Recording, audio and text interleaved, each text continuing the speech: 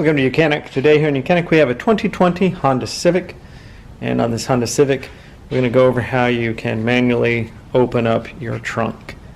Say the actuator here isn't working, so you're not able to open the trunk, and your remote, whether your remote is dead or not, because your remote button has an option to hit the trunk open, and when you hit that, then it creates that to actuate to open.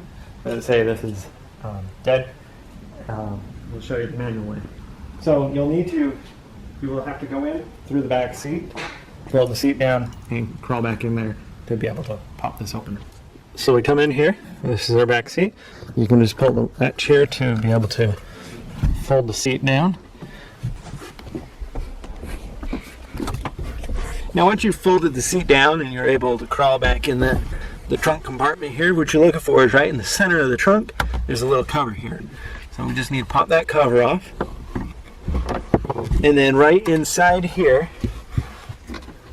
so if you take your screwdriver, and we're going in a little bit to the right side of the vehicle, so your passenger side, and down here at the angle, and then we just need, there's a little piece of metal in there that you're going to press to unlock the trunk.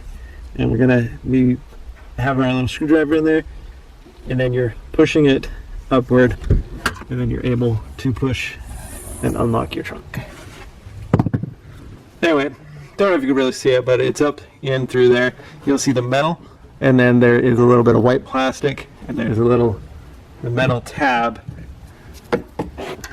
right there is what you go to be able to open your trunk manually if you need to open it, because the electronic actuator doesn't work.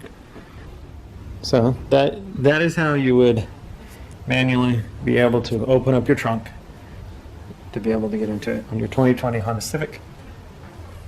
Thanks for watching YOUCANIC, where you can be the mechanic.